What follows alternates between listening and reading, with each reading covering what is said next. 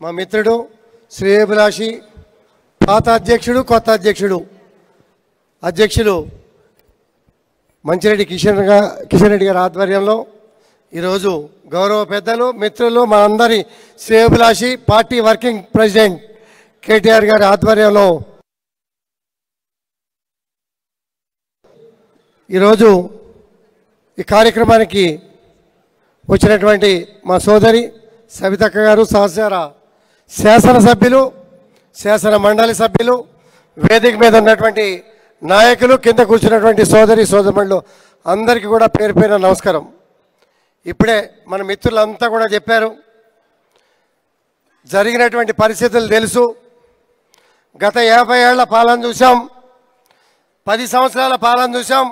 ఏం పని చేసాం, ఏం పని చేయలేదు అనే విషయాల్ని మనందరికీ కూడా చాలామందికి తెలుసు. ఏ రకంగా ఇచ్చాం, తాగునీరు ఏ రకంగా ఇచ్చాం, సాగునీరు ఏ రకంగా ఇచ్చాం. మరి పరిపాలన సౌలభ్యం కోసం రాష్ట్ర సచివాలయం దగ్గర నుంచి, కలెక్టర్ ఆఫీసుల దగ్గర నుంచి, ఎస్పీ ఆఫీసుల దగ్గర నుంచి ప్రతి ఎస్టాబ్లిష్మెంట్ కూడా బ్రహ్మాండంగా గొప్ప పాలన అందించే రీతిలో కేసీఆర్ గారు ఆలోచనలు చేసి 32 జిల్లాలు చేసుకొని పాలన అందించే దశలో ఎక్కడి నుంచి ఎక్కడికి వచ్చాం. కష్టాల నుంచి, కరెంటు లేని కష్టాలు, తాగటానికి నీరు లేని కష్టాల నుంచి మొట్టమొదటిగా కరెంటు సాధించుకొని దేశంలో ఎక్కడ లేని విధంగా 24 గంటల కరెంటు, తాగునీరు, సాగునీరు, మరి గొప్ప అభివృద్ధిని చూస్తే మరి నా కాన్స్టిట్యున్సీ కోసం చెప్పుకోవాలనంటే ఎప్పుడు కూడా జీవితంలో చెప్పుకోలేం. 10,000 కోట్ల రూపాయలతో అభివృద్ధి జరిగింది.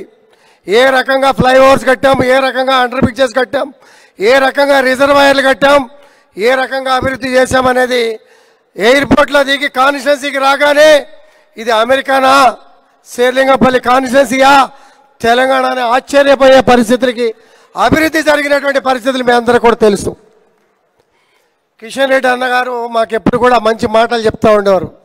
మేము జూనియర్ శాసనసభ్యులం, ఆయన సీనియర్ శాసనసభ్యులు. అక్కడున్నా ఇక్కడున్నా కూడా మేమంతా కలిసి ఒకేసారి పార్టీ మారాం. మా పార్టీ ఇక్కడ లేకపోయినా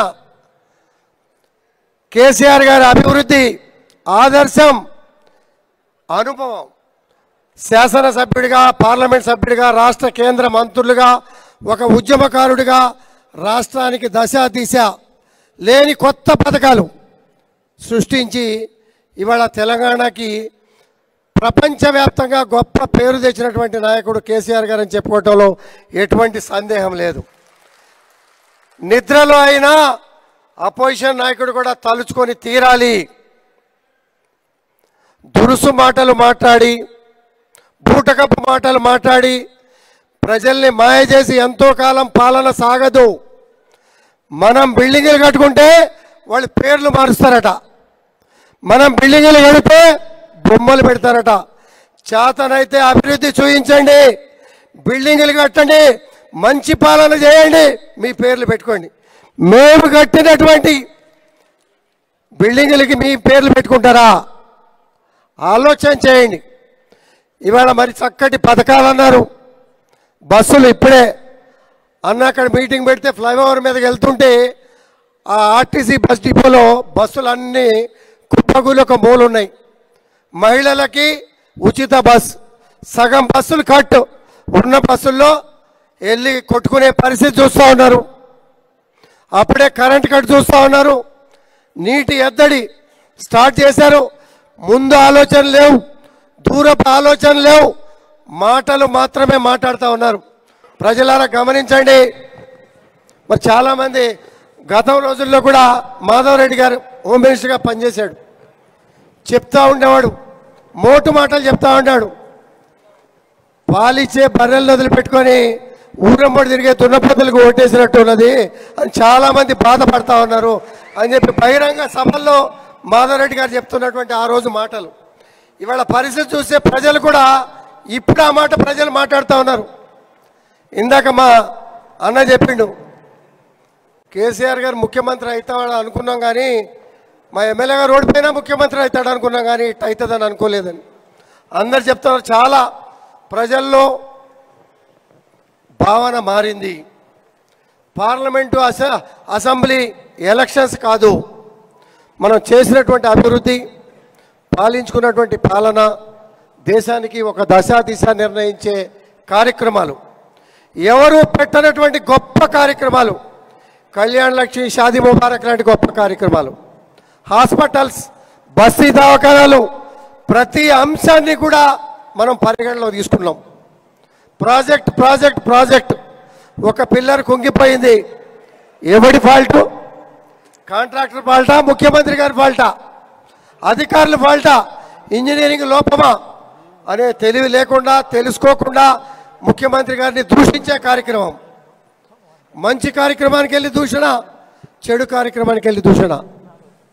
వయసును బట్టి పాలించి చక్కటి పాలన అందించినటువంటి గొప్ప ముఖ్యమంత్రి గారిని కూడా దూషించే విధానం చూస్తూ ఉంటే ప్రజలు అసహించుకునే పరిస్థితి తీసుకొస్తూ ఉన్నారు. 2 నెలల పాలనే చూసాం. తక్కువ సమయంలో మనకు మంచి రోజులు వస్తాయి. ఎక్కడ కూడా మీరు ఆధారపడాల్సిన అవసరం లేదు. మన యువ నాయకులు ఉన్నారు, మూల స్తంభాలు లాంటి నాయకులు ఉన్నారు. ఏ మూలకు పోయినా గొప్ప నాయకత్వం ఉన్నది. నిలబడాలా, ధైర్యంగా ఎదుర్కోవాలా, మనం చేసిన పనులు చెప్పుకోవాలా. మనోధైర్యం కోల్పోకుండా కార్యకర్తలకి ధైర్యం చెప్పుకొని నిలబెట్టుకుంటే అతి తక్కువ సమయంలో మంచి పాలన వస్తుంది, గొప్ప పాలన వస్తుంది.